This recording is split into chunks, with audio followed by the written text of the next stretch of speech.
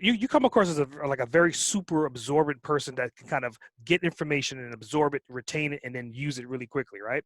So are you a big book reader, audio book reader? So I am a big book reader. I have Okay. always been a big reader. God, I have so many books. I love, love, love books.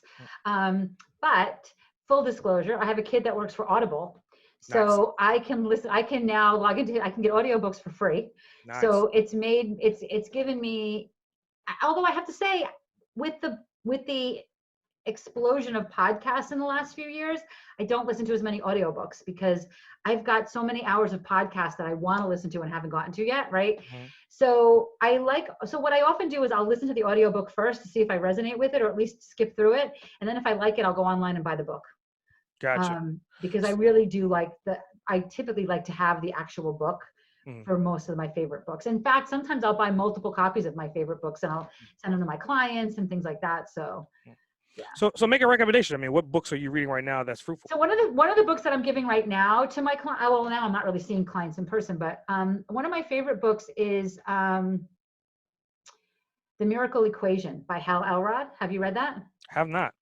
So remember I said to you the whole shiny object syndrome gets in Yeah. my way. Well, how the Miracle Equation, basically, it is something like massive focus and consistent action Hmm. produces miracles, right? So the book is really about staying massively focused on your goal.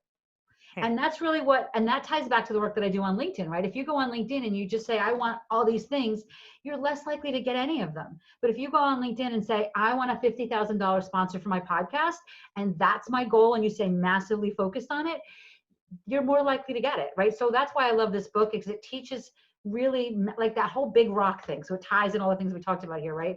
So Hal Elrod's book, The Miracle Equation, is one of my favorite books currently because it's just done in such a great way too. It's a really good book.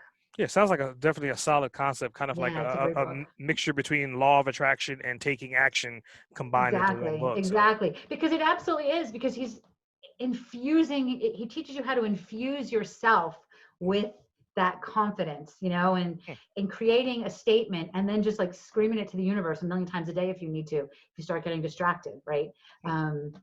Staying really focused and and by the way, when you do that, then that's when you can work less hours, right? Because you're focused in the hours you're working instead of all over the place.